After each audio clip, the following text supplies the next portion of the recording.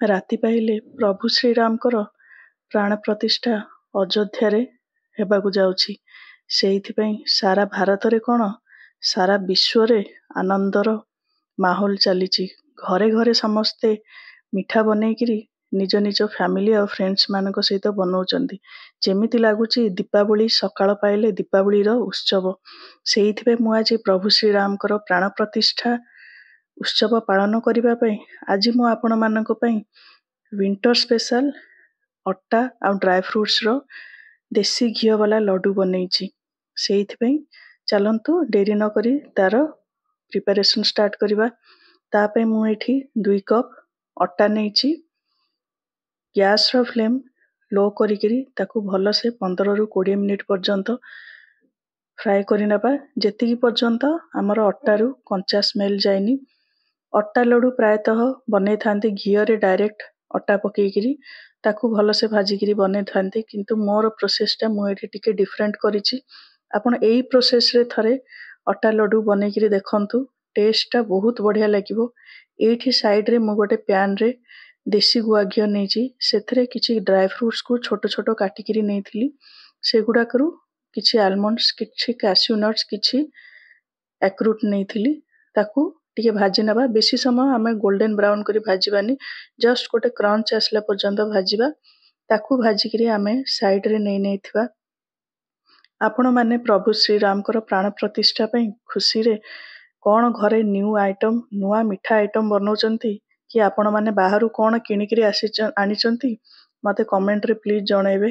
ମୁଁ ଭାବିଲି ଆପଣମାନଙ୍କ ସହିତ ପ୍ରଭୁ ଶ୍ରୀରାମଙ୍କର ପ୍ରାଣ ପ୍ରତିଷ୍ଠା ଉତ୍ସବରେ କିଛି ମିଠା ବନେଇକିରି ଆପଣମାନଙ୍କୁ ମୁଁ ମିଠା କରିଦେବି ଆପଣମାନଙ୍କ ସହିତ। ତ ସେଇଥିପାଇଁ ଆଜି ଏ ରେସିପିଟି ସେୟାର କଲି। ଏଠି ଦେଖନ୍ତୁ, ମୁଁ ମଝିରେ ମଝିରେ ତାକୁ ଟିକେ ମିକ୍ସ କରି ନେଉଛି ଅଟାକୁ, ଯାହାଦ୍ୱାରା କି ଆମର ଅଟାଟି ତଳେ ନ ଲାଗିଯାଏ। ଆପଣ ନିଜେ ଜାଣିଯିବେ ଅଟାଟା କେତେବେଳେ ଭାଜି ହେଲେ ତାର ଗୋଟେ ବାସ୍ନା ଆସିବା ଷ୍ଟାର୍ଟ କରିବ, ଘର ସାରା ମହକିବ। ସେତେବେଳେ ଆପଣ ଜାଣିବେ ଆମର ଅଟାଟି ଭଲସେ ଭାଜି ହେଇଗଲା। ଆମେ ଅଟାଟି ଭାଜି ହେଲା ପରେ ହିଁ ଘିଅକୁ ଆମେ ଟିକେ ଟିକେ କରିକିରି ପକେଇବା, ଏକାସି ତ ପକେଇବାନି। ମୁଁ ଏଠି ଯେଉଁ ଡ୍ରାଏ ଫ୍ରୁଟ୍ସ ଭାଜିଥିଲି ସେଇଥିର ଘିଅ ଥିଲା, 2 ଚାମଚ ଘିଅ ପକେଇଲି। ତାକୁ ପ୍ରଥମେ ଭଲସେ ମିକ୍ସ କରି ନେବା। ଏଗେନ୍ ଆମେ 2 ଚାମଚ କରିକିରି ପକେଇ ନେବା। ଦେଖନ୍ତୁ ମୁଁ ଏଠି ମିକ୍ସ କରି ନେଉଛି। ସାଇଡ଼୍ରେ ମୁଁ ଗୋଟେ ବାଉଲରେ ଗୁଆ ଘିଅ ନେଇଛି। ଟିକେ ଟିକେ କରିକିରି ଘିଅ ପକେଇକିରି ମୁଁ ତାକୁ ଅଟାଟିକୁ ଭାଜି ନେଉଥିଲି। ମନେ ରଖନ୍ତୁ ଏଇ ପ୍ରୋସେସ୍ କଲାବେଳକୁ ଗ୍ୟାସ୍ର ଫ୍ଲେମ୍ଟି ମୋର ଲୋରେ ହିଁ ଥିଲା। ଜମା ଅନ୍ କି ମିଡ଼ିୟମ୍ କରିବେନି, ନହେଲେ ଅଟାଟି ଲାଗିଯିବାର ଚାନ୍ସ ଅଛି। ଦେଖନ୍ତୁ ଅଟାର କଲର୍ଟି ଧୀରେ ଧୀରେ ଚେଞ୍ଜ ହେଇ ଆସିଲାଣି। ଧୀରେ ଧୀରେ କରିକିରି ମୁଁ ଏଠି ଗୁଆ ଘିଅ ପକଉଛି। ଏଇଠି ମୁଁ 2 କପ୍ସ ଅଟାରେ ମୋତେ ଏଇଠି 1/2 କପ୍ ଗୁଆ ଘିଅ ଲାଗିଥିଲା। ଆପଣମାନେ ଟିକେ ଟିକେ କରିକିରି ହିଁ ପକେଇବେ। ଏଇଠି ଦେଖନ୍ତୁ ମୁଁ ଏଠି ଭାଜି ନେଉଛି। ଆପଣଙ୍କର ଏଇଠି କନସିଷ୍ଟେନ୍ସି ଆମେ କେମିତି ଜାଣିବା ଲଡୁ ବନେଇବା ପାଇଁ ହେଲା, ଆପଣ ଚୁରମା ଯଦି ବନେଇଥିବେ ନା, ଚୁରମାର କନସିଷ୍ଟେନ୍ସି ଯେମିତି ଥାଏ ଏକ୍ଜାକ୍ଟଲି ସେମ୍ କନସିଷ୍ଟେନ୍ସି ଆମର ଅଟା ଲଡୁରେ ରହିବ। ଅତ୍ୟଧିକ ଘିଅ ପକେଇଲେ ସିଏ ଚିପଚିପ୍ ହେଇଯିବ, ବା କମ୍ ପକେଇଲେ ସିଏ ଜମା ଲଡୁ ବନିବନି। ସୋ ଆପଣ ଯେଉଁ ଚୁରମା ବନେଇଥିବେ ସେ ପ୍ରକାର ହିଁ ଆପଣ କନସିଷ୍ଟେନ୍ସି ରଖିବେ। ଆପଣ ଯଦି ମୋ ଚ୍ୟାନେଲକୁ ସବସ୍କ୍ରାଇବ୍ କରିନାହାନ୍ତି ଦେନ୍ ପ୍ଲିଜ୍ ମୋ ଚ୍ୟାନେଲକୁ ସବସ୍କ୍ରାଇବ୍ କରିଦିଅନ୍ତୁ, ତାକି ଆପଣମାନଙ୍କ ପାଇଁ ମୁଁ ଆଗକୁ ଭଲ ଭଲ ରେସିପି ନେଇକିରି ଆସିବା ପାଇଁ ସବୁବେଳେ ଟ୍ରାଏ କରିଥାଏ। ସବୁବେଳେ ମୋର ଚେଷ୍ଟା ଚାଲିଥାଏ ଯେ ଆପଣମାନଙ୍କ ସହିତ କିଛି ନୂଆ ନୂଆ ଭଲ ଭଲ ରେସିପି ସିମ୍ପଲ୍ ୱେରେ ଶିଖେଇବି ଆପଣମାନଙ୍କ ପାଇଁ। ସେଇଥିପାଇଁ ଚ୍ୟାନେଲକୁ ପ୍ଲିଜ୍ ସବସ୍କ୍ରାଇବ୍ କରନ୍ତୁ। ଏଠି ଦେଖନ୍ତୁ ମୁଁ ଭାଜିକିରି ରଖିଥିବା ଡ୍ରାଏ ଫ୍ରୁଟ୍ସ ଗୁଡ଼ିକ ପକେଇ ନେଲି। ଡ୍ରାଏ ଫ୍ରୁଟ୍ସ ପକେଇଲା ପରେ ଆମେ ଗ୍ୟାସ୍ର ଫ୍ଲେମ୍ ବନ୍ଦ କରିଦେବା। ତାପରେ ଏଠି ଦେଖନ୍ତୁ ଆମର କନସିଷ୍ଟେନ୍ସି ଆପଣଙ୍କୁ ଯେମିତି କହିଥିଲି ନା ଚୁରମାର କନସିଷ୍ଟେନ୍ସି ସେମ୍ ସେଇ ହିସାବରେ ସେ ପ୍ରକାର ହିଁ କନସିଷ୍ଟେନ୍ସି ରହିଲା। ଏଇଠି ମୁଁ ଥଣ୍ଡା କରିବା ପାଇଁ ଗୋଟେ ପ୍ଲେଟ୍ରେ ମୁଁ ଏଇ ଲଡୁର ମିକ୍ସଚରଟିକୁ କାଢ଼ି ନେବି। ଗରମରେ ଜମା ଆମେ ଏଠି ଚିନିର ବ୍ୟବହାର କରିବାନି। ଯଦି ଆପଣ ଅଟାର ମିକ୍ସଚରରେ ଯଦି ଗରମ ଥିବା ଅବସ୍ଥାରେ ଚିନି ପକେଇଦେବେ, ସିଏ ପୁଣି ଚିନି ଶିରା ହେବା ଷ୍ଟାର୍ଟ ହେଇଯିବ। ତ ଯେତେବେଳକୁ ଆମେ ଲଡୁ ବନେଇବା ନା, ଲଡୁଟା ଆମର ବନିବନି।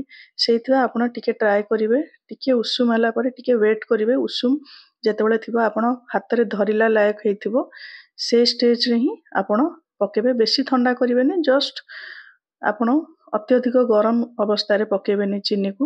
ମୁଁ ଏଇଠି ଦେଖନ୍ତୁ ଗୋଟେ ମିକ୍ସଚର ଗ୍ରାଇଣ୍ଡର ଜାରରେ ଗୋଟେ ହାଫ୍ କପ୍ ଚିନିରେ ଅଳେଇଚ 5ରୁ 6ଟିକୁ ଗ୍ରାଇଣ୍ଡ କରି ନେଇଛି।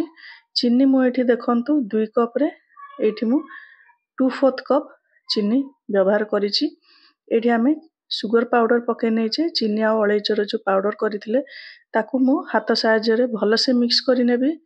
ଦେଖନ୍ତୁ ଆମର ଅଟାର ଯେଉଁ ମିକ୍ସଚରଟା ସହିତ ଚିନିକୁ ଭଲସେ ମିକ୍ସ କରି ନେବା, ଯେମିତି ଆମର ଲଡୁ ବନେଇବାରେ ଇଜି ହେବ। ଗରମ ଥିବା ବେଳକୁ ଜମା ଆପଣ ସୁଗର ପାଉଡର ପକେଇବେନି। ସୁଗର ମନେ ରଖନ୍ତୁ ପାଉଡର କରିକିରି ହିଁ ପକେଇବେ, ଗୋଟା ଚିନି ପକେଇବେନି, ନହେଲେ ଆମର ଲଡୁଟି ଭଲସେ ହେବନି ବା ଧରିବନି। ସୁଗର ପାଉଡର ହିଁ ପକେଇବେ। ଆଉ ଅଳେଇଚ ପାଉଡର ପକେଇଲେ ତାର ଗୋଟେ ଫ୍ଲେଭରଟା ବହୁତ ହି ଭଲ ଆସିଥାଏ। ଏଇଠି ଆଉ ଗୋଟେ ଜିନିଷ କହୁଛେ, ଆପଣଙ୍କ ଘରେ ଯଦି ଡ୍ରାଏ କୋକୋନଟ୍ ପାଉଡର ଅଛି ଦେନ୍ ଆପଣ ତାକୁ ବି ବ୍ୟବହାର କରିପାରିବେ। ସେଥିରେ ଗୋଟେ କ୍ରଞ୍ଚିନେସ୍ ଆସେ। ଦେଖନ୍ତୁ ମୁଁ ଦେଖଉଛି ଆମର ଲଡୁ ବନେଇବା ଲାୟକ ହେଲା ନା ନାହିଁ ମୁଁ ଆପଣଙ୍କୁ ଦେଖଉଛି। ତାପରେ ଦେଖନ୍ତୁ ମୁଁ ହାତ କ୍ଲିନ୍ କରିକିରି ଆସିଲି, ସଫା କରିକିରି ଆସିକିରି ଲଡୁ ବନଉଛି। ଏଠି ଦେଖନ୍ତୁ ଆପଣଙ୍କୁ ଯଦି ଲଡୁ ବନୁନି ଦେନ୍ ଆପଣ ଘିଅ ହାତ ହେଇକିରି ବି ବନେଇ ପାରିବେ। ଯଦି ଆପଣଙ୍କର ଲଡୁଟା ଧରୁନି ପାଗ ଦେନ୍ ଆପଣ ଟିକେ ଟିକେ ଘିଅ ପକେଇକିରି ବି ଲଡୁ ବନେଇ ପାରିବେ। ବଟ୍ ଏଇଠି ମୋର ଦେଖନ୍ତୁ ଲଡୁ ଆରାମସେ ହେଇଯାଉଛି।